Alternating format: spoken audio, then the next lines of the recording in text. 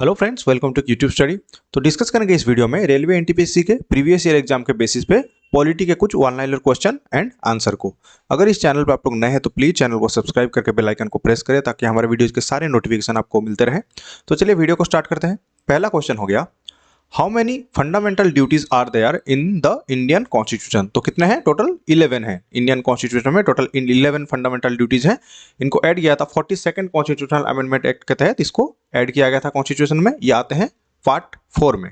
Part 4 में ये हमारे जो फंडामेंटल ड्यूटीज हैं ये आते हैं। नेक्स्ट क्वेश्चन है, to whom the president gives his resignation. तो प्रेसिडेंट जो है ये अपना रेजिग्नेशन लेटर किनको देते हैं? आंसर हो जाएगा वाइस प्रेसिडेंट को। ठीक है। नेक्स्ट है, after passing the bill from both the houses of parliament it is sent to whom. तो जब पार्लियामेंट में हमारा जो कोई भी बिल जब इशू होता है वो पास होने के बाद दोनों हाउस में, मतलब लोकसभा राज्यसभा में, वो किसके पास जाता है? आंसर हो जाएगा प्रेसिडेंट के पास। उसका कॉन्सेंट पाने के लिए ये प्रेसिडेंट के पास भेजा जाता है।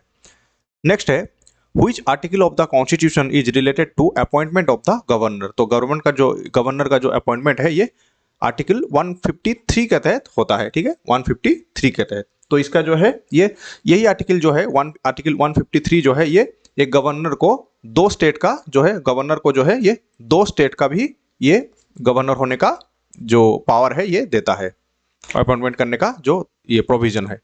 नेक्स्ट है, the Indian parliament is composed of which 3 main components. तो इंडियन पार्लियामेंट जो है ये कौन से 3 मेन कंपोनेंट्स को लेके बनाया गया है? तो आंसर हो जाएगा प्रेसिडेंट, लोकसभा और राज्यसभा। ये तीनों को लेके जो है ये हमारा जो इंडियन पार्लियामेंट जो है ये कंप्लीट होता है। नेक्स्ट है, who was the chairman of the drafting committee. तो ड्राफ्टिंग कमिटी का जो है ये चेयरमैन कौन थे? तो डॉक्टर BR अम्बेडकर, जो कि हमारे हैं father of constitution. Father of constitution जो है ये BR अम्बेडकर जो है ये ड्राफ्टिंग कमिटी का जो है चेयरमैन थे। इनके अलावा 6 और मेंबर थे। ठीक है, 6 टोटल जो है ये 7 मेंबर थे ड्राफ्टिंग कमिटी में। नेक्स्ट है, what is the women reservation percentage in panchayat election. तो पंचायत इलेक्शन में कितना वुमेन रिजर्वेशन रहता है? 1/3। ठीक है, जो जितना भी सीट रहता है उसमें से 1/3 जो है ये वुमेन होना चाहिए, रिजर्वेशन है इनके लिए। नेक्स्ट क्वेश्चन है, on which date Maharashtra state was form. तो महाराष्ट्र का फॉर्मेशन कब हुआ था? आंसर हो जाएगा 1 मई 1960। 1 मई 1960 को बॉम्बे जो है था, ये बॉम्बे जो है इसको बॉम्बे रीऑर्गेनाइजेशन एक्ट के तहत महाराष्ट्र और गुजरात का फॉर्मेशन हुआ था। महाराष्ट्र और गुजरात का फॉर्मेशन हुआ था लिंग्विस्टिक बेसिस पे। मराठी पीपुल के लिए जो है महाराष्ट्र का फॉर्मेशन हुआ और गुजराती स्पीकिंग पीपुल के लिए गुजरात का फॉर्मेशन हुआ था। नेक्स्ट क्वेश्चन है, under which article the president rule is impose on A state. तो प्रेसिडेंट रूल जो है ये किसी स्टेट पे इम्पोज जो किया जाता है उसका प्रोविजन है आर्टिकल 356 में। आर्टिकल 356 के तहत जो प्रेसिडेंट रूल जो है ये इम्पोज किया जाता है। रिसेंटली जो हमारे मणिपुर में जो है ये इम्पोज किया गया है। नेक्स्ट क्वेश्चन है, which article states the provision of amendment of the constitution. The constitution को अमेंडमेंट करने के लिए कौन सा आर्टिकल जो है इसका प्रोविजन ये डिस्क्राइब करता है? आंसर हो जाएगा आर्टिकल 368। ठीक है, 368 जो है ये पार्लियामेंट को ये पावर देता है कि वो जो अमेंडमेंट ये कॉन्स्टिट्यूशन को अमेंड कर सके। ये जो है आता है हमारे पार्ट 20 में। पार्ट 20 ऑफ द कॉन्स्टिट्यूशन में ये आर्टिकल आता है। नेक्स्ट है, who was the first women speaker of Lok Sabha. तो लोकसभा का जो है ये पहला वुमेन स्पीकर कौन थे? आंसर हो जाएगा मीरा कुमार। मीरा कुमार जो है ये हमारे लोकसभा का पहला वुमेन स्पीकर थे। ये 2009 से लेके 2014 तक हमारा स्पीकर रहे हैं। नेक्स्ट है, which article gives the power to the president to grant pardon to the person guilty of offence. तो ये आर्टिकल 72 हो जाएगा आंसर। आर्टिकल 72 के तहत प्रेसिडेंट जो है ये कोई भी जो प्रिजनर है उसको ये फ्री कर सकते हैं कोई भी गिल्ट से। नेक्स्ट है, which article sees all the citizen as equal in the field of opportunity in the context of public employment. तो आंसर हो जाएगा आर्टिकल 16। ये एक फंडामेंटल राइट है। ये फंडामेंटल राइट है जिसके तहत जो जितना भी कोई भी ये पब्लिक एम्प्लॉयमेंट के ये में सबको, सारे सिटीजन जो है उनको इक्वल अपॉर्चुनिटी मिलता है। नेक्स्ट है, who is the supreme law officer of India. तो इंडिया का सुप्रीम लॉ ऑफिसर कौन है? इसका आंसर हो जाएगा आर्टिकल ये attorney general of India. Attorney general of India जो है ये होते हैं supreme law officer of India, ठीक है। ये आते हैं, इनका जो ये रिलेट करते हैं आर्टिकल 76 को। आर्टिकल 76 जो है ये सुप्रीम लॉ और ऑफिसर ऑफ इंडिया जो है अटॉर्नी जनरल को ये रिलेट करता है। नेक्स्ट है under which article the supreme court रीट्स, तो कौन से आर्टिकल के अंडर में ये आता है रीट्स जो है, ये आर्टिकल 32 और आर्टिकल 32 के अंडर में जो सुप्रीम कोर्ट जो रीट्स इशू करता है वो आता है, ठीक है। हमारे टोटल जो है 5 टाइप के रीट्स हैं, 5 टाइप के। नेक्स्ट है आर्टिकल 169 स्टैंड फॉर व्हाट, तो 169 जो है ये किसके लिए स्टैंड करता है, क्रिएशन और abolition of state legislature council. तो स्टेट लेजिस्लेटिव काउंसिल जो है इसका क्रिएशन करना या फिर इसको एबोलिश करना जो है ये आर्टिकल 169 में इसका प्रोविजन है। नेक्स्ट है by whom the speaker of Lok Sabha is elected, तो जो लोकसभा का जो स्पीकर है ये किसके द्वारा इलेक्ट किया जाता है, आंसर हो जाएगा मेंबर्स ऑफ लोकसभा। लोकसभा के जितने मेंबर है उनके द्वारा लोकसभा का स्पीकर का चयन होता है। नेक्स्ट है under dash article of the constitution there is a provision for the high court for the state, तो स्टेट का जो हाई कोर्ट का जो ये प्रोविजन है ये किस आर्टिकल अंडर में आता है, आर्टिकल 214 214 नंबर जो आर्टिकल है उसके अंडर में ये आता है कि कोई भी एक स्टेट के लिए जो है हाई कोर्ट का प्रोविजन देता है। नेक्स्ट है which article is related to untouchability, तो इसका आंसर हो जाएगा आर्टिकल 17, ये भी एक फंडामेंटल राइट है। आर्टिकल 17 जो है ये जो अनटचेबिलिटी जो है इसको एबॉलिश करता है।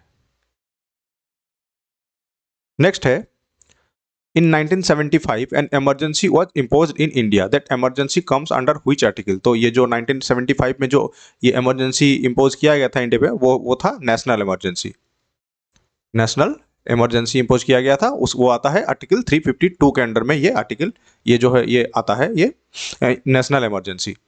नेक्स्ट क्वेश्चन है from the constitution of which country the provision of fundamental rights has been taken, तो फंडामेंटल राइट जो है ये कौन से कंट्री के जो कॉन्स्टिट्यूशन है उससे लिया गया है, आंसर हो जाएगा US constitution, United states of America जो है उसका कॉन्स्टिट्यूशन से हमारा जो फंडामेंटल राइट है हमारे संविधान में उसको लिया गया है।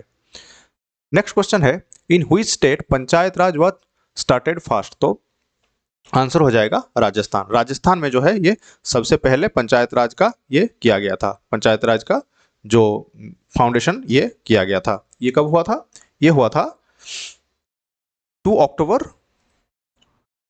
1959 को, पहले फर्स्ट जो ये स्टेट हो जाएगा राजस्थान। नेक्स्ट है about what is described in the article 343, article 343 में किन के बारे में डिस्क्राइब किया गया है, तो आंसर हो जाएगा ऑफिशियल लैंग्वेज। ऑफिशियल लैंग्वेज को डिस्क्राइब करता है आर्टिकल 343, जिसमें हिंदी को जो है ऑफिशियल लैंग्वेज के या जो ये दिया गया है ऑफिशियल लैंग्वेज बनाया गया है, और इंग्लिश जो है ये एडिशनल ऑफिशियल लैंग्वेज को ये किया गया है, ऐड किया गया है। नेक्स्ट क्वेश्चन है